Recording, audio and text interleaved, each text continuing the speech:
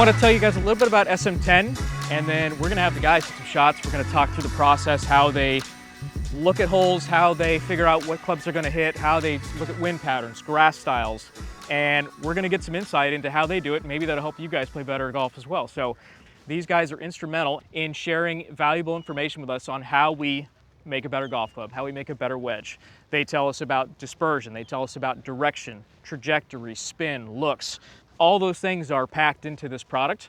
It's a big reason why we're the #1 wedge on all major tours around the world, and we're the #1 wedge in the marketplace. So we have 127 yards here, and I would like you guys to hit 2 balls. 2 balls, okay. And the goal here is to hit 2 shots. One's gonna be a lower launching shot. Yeah. Okay. And the other's gonna be a little higher launching shot. And I want you guys to see these 2 players simulate how they hit those 2 shots and what they do in the air and when they touch down. And we'll get to see it in both directions. 127, I think it's playing about 117 maybe. And what's your thought process here? What are you doing as you're addressing the ball? Try to hit it close. Just trying to hit it close? So you keep it simple. Yeah, keep it simple. Golf is already complicated. If I go really, if I want to break down, I'll try to pitch it maybe 10 feet right of the hole, and then hopefully spins a little left because the draw I'm hitting, a little low draw I'm hitting. All right, let's see it.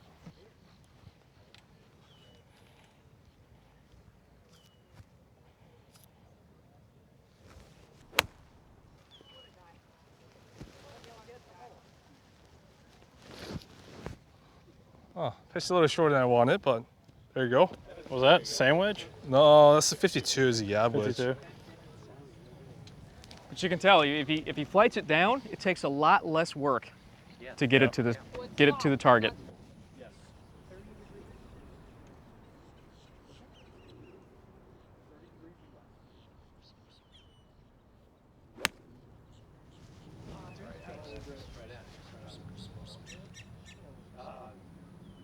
A little hot. Okay, so those are 2 low ones. A little higher ones now? Yes, please. So this is the importance of what we're trying to do with wedge play, is give you guys the best ability to control trajectory. Are you still going for a draw? Are you straight ball or cut? A little bit of a draw, but I mean, how high do you want me to? Really high? I'd love to see some You want to see the highest? Yes, Okay. please. Sure. I'll see Memorial Muirfield Village high. There you go.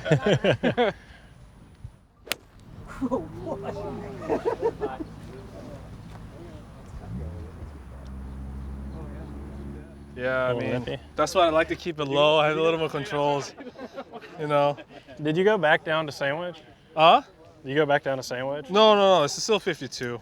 So much for me, when I'm hitting the low one, all I really feel is like in the back of the stance, kind of leaning the shaft, kind of de-loft it. So it's pretty much for this one, like the higher one, I'll go a little bit more neutral in my stance, and then I'll kind of feel like the club head's swinging a little bit under it more, kind of adding loft a little bit.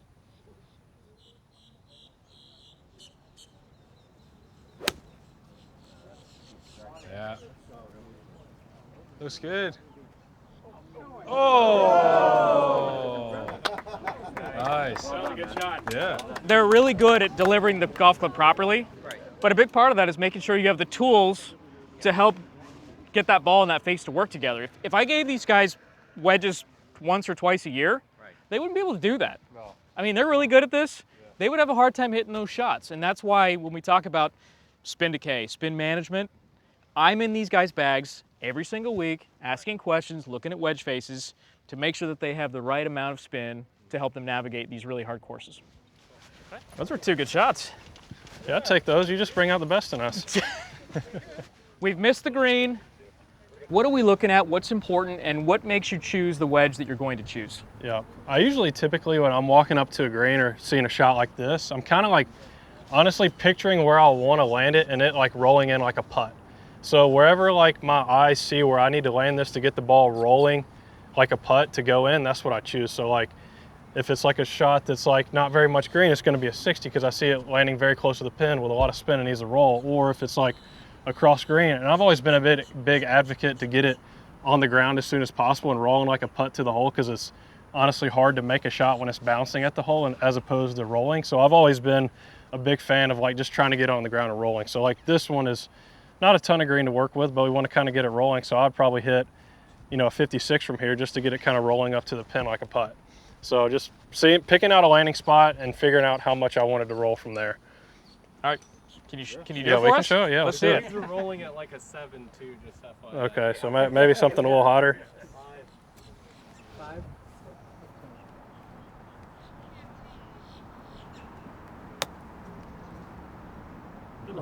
Get in. Okay, that's good shit. Pretty good. Yeah. So Ben, what would you do? I mean, we've talked a lot over the years about wedge play, and you've talked a lot about how the 60 is been a dear friend to you. Yeah. Do you have a 60 now? Yeah, I have a 60 now. Okay. I don't use anything else but 60. It's really unusual, right? Because I only practice with 60-degree wedge, bump and rolls, flop, spin, whatever I try to hit. I don't know. I've been always this way. I never feel comfortable with the ball using 9-iron, 8-iron, 7-iron, try and chip it. Because for me, it's very hard to judge how much it spins and stuff. So even with the 56 and 52, ball still checks a little bit and releases. But I was never able to kind of put it in play in the tournaments because I don't know how much it's going to release. But 60, I put a lot of time in there off the golf course. I know how much it releases when I try to, hit bump and runs, or I know how much it releases when I try to hit spin it. So I always use 60. I mean, it's not I don't think it's the easiest way, but for me, I feel like that way I know what it does whenever I hit it. So, and then, I always take out a 60. I'll look at the lie, if it's great, then I can throw it a little bit closer to the hole, make it stop.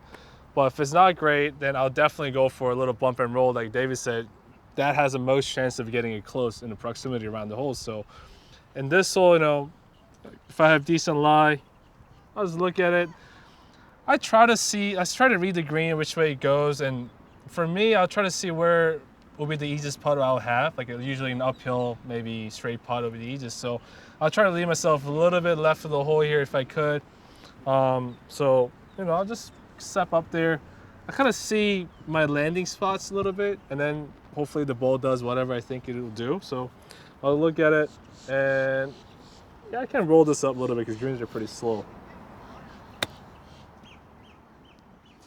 There you go. So I'll do that. So thanks, guys. Yeah, exactly. That's exactly how I pictured it. So yeah, so I've a lot just like that. just like that. Yeah. Down the line on that. There you go. Yeah, perfect. How do you keep your trash to wear like that? I stand a little bit closer. I keep my hands a little bit higher. I deal off it a little bit, and I try to bow it on the way back for boom and make the club face a little stronger. And I'll try to hit like a little drawy topspin on it.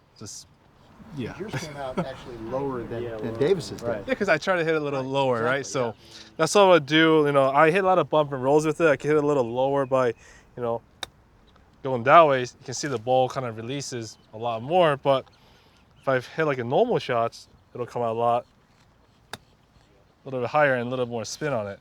So you can see the difference how ball rolls out and not. So, it takes time for me. I had to spend a lot of time off the golf course trying to, work on different shots. So that I have all the free time. So I do that. But for you guys, just use a pitching wedge. That's the easiest way to chip it. Like David said, trying to roll it whenever you can. Don't try to throw it up there. It's not the safest option, I say. Yeah.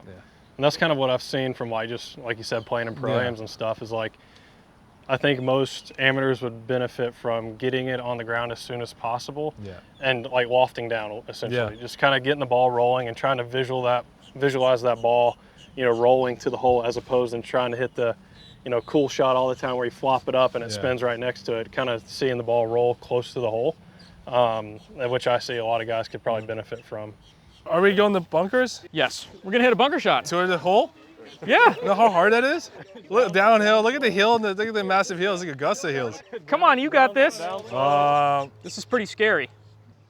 Yeah, I'll try to pitch it maybe 10 feet on the green. Okay.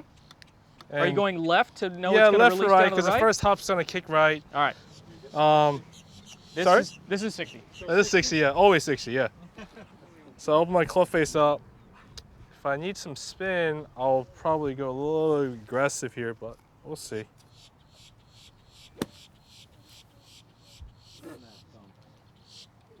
Yeah, I mean, land a little shorter than one. Sorry, guys. Yeah. Eating sand. So yeah, and the bunker is like, I don't know. You guys should just get a little bit more aggressive on it. Don't be scared. Just open the club face as much as you can. Hit as hard as you can. But I mean, obviously, don't hit the ball first. You know, like hit the sand first. Yeah, I would say especially on this type of bunker shot, it's downsloped. I've always tried to feel like I put my body with the slope. Yeah. So if don't it's try to hit up on it. It's not exactly. Gonna, It's so easy to get in the bunker and want to like back out of it, help it in the air. But if you have enough loft presented at setup, and I'll usually get in here, try to mimic the slope with my body, and then I'll just hit it. Yeah, that's a sound you guys need. Yeah, I think the biggest thing I see with amateurs is they kind of get in here over left and they come out of it. Yeah. I've always been a big fan in the bunker being 60-40, but making sure I stay there. Yeah. And then kind of letting the loft of the club deliver the ball up in the air. And that's what I struggle with when I'm in the bunker. I get too shallow trying to get it out, but it's amazing if you stay over here, have enough loft presented at setup, and then you just kind of stay over here and get it out, the ball will come out with a lot more height than you would think. Yeah. Exactly. Yeah, you don't need to hit up on it to hit it higher. It's more like you hit down on it to hit it higher. Yeah. Create more speed and then create more spin and the height on it, so the ball doesn't roll away from you that much. Yeah, that's exactly what I say. Open the club face. Don't be afraid of it. And before you go, you know, out and play, make sure you hit some bunker shots and feel the sand, even without a golf ball, right? What you did there, just exactly trying to hear the sound of it. I think a simple drill for everybody, and that I do easy, it. Yeah, that's what I used to do all the time. Yeah, you just put a line here and you practice. You can literally get in the bunker. Yeah. And it's a good reminder for ball position. I've always played it off my left heel, but you have this here, and then just get used to landing the club right in front of that line. Yeah. And then you just get in there, and then you get in there and you hit it, and you just mimic exactly what you did on the practice swing. So I think that's a really good drill that anybody can do at any time when they're in the bunker. Definitely, yeah. 109. Into the wind. And now we're into the wind. So now we're the other direction. All right, so 2 balls. Yeah. No longer a trajectory thing. You guys can choose that. Yeah. Direction thing. Okay. 1 cut. Sure. 1 draw. Okay. Okay? Who wants to go first? 109. Oh, go ahead. Go ahead, Ben, show me. 109, plays of, I need my caddy. Where's my caddy? I need help. All right, so we're going shot shape now. Shot shape. Okay. So call your shot. Yep.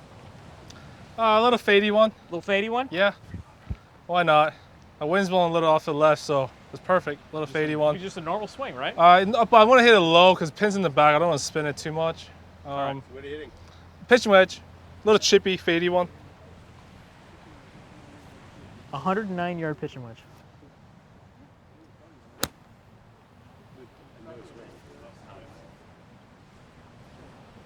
There you go. All right. There you go.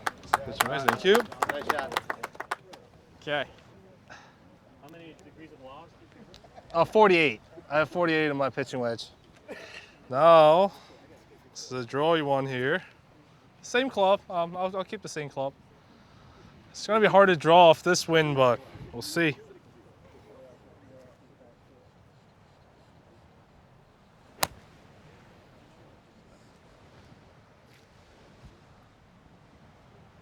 I drew a little bit, right? Yeah, definitely.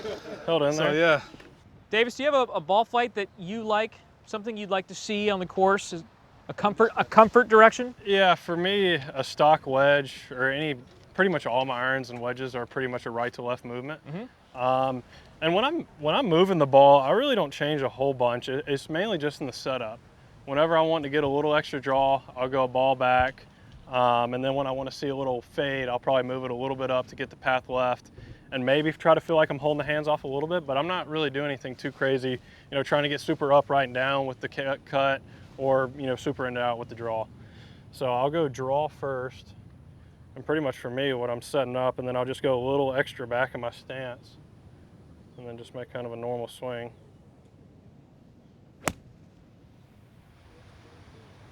Kind of overdid it into the wind, but a little deep. Okay.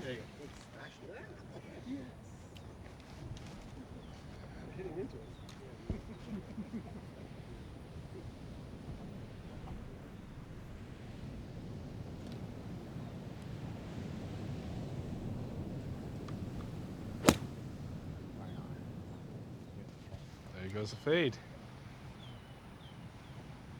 Nice. Yeah. That was 50 degree for me. Yep. last adventure for you guys. We're gonna go greenside on the beach. All right. Over the stuff onto the green. Oh, here we go. Alrighty. There you go. Oh, I can see it right there. I would probably go 50 degree maybe. You can from go here. ahead. Okay. I can Anyone go. have I a can go ahead and box? I don't embarrass have any myself in my first. box. Well, we've hit shots on uglier places, right? Yeah. How far is it? 45 yards. Obviously, on this type of shot, the margin of error is so tiny. So I've always been a big fan of, like right now, I've got a 50 degree. So I'll typically on a longer bunker shot like this take a little bit more loft, or less loft, that is. Yeah, listen to him. Don't listen to me on this one. Oh. That's a good shot. That's pretty good, no? I think it's pretty good. Maybe a little long. Yeah, of course. Always. 60. This either goes 80 yards or like 20 yards. We'll see. Oh, that's pretty close. Just short, or is that pretty good? That short? Oh, it looked like it was good. That's That's not pretty bad. nice. Yeah, I'll probably hit like that. If it gets a little longer, I'll try to just clip the ball like a fairway. But this is kind of the max I can hit it, about 35 to 40 yards. I can't hit it that far. If I square face it, hit it as hard as I can, it goes about 40 yards. So that's my max number for this. This is when I use 60. If it goes past that, I'll just try to hit like a fairway shot, just trying to clip the ball. It's not easy, so I try to not hit into these bunkers like that's 50 yards away. That's a lot easier to do than hit a shot. They were out of turning it. to our caddy and we're like, what are we doing? Yeah, I was like, what are we doing in this bunker? This wasn't ever in my place. So yeah, that's you never want to be in that under 80-yard bunker shots. Yeah, it's not fun. Guys, thank you so much. Yeah, thank you. Both so Yeah, much. go get your wedges, Yeah. SM10s. SM10.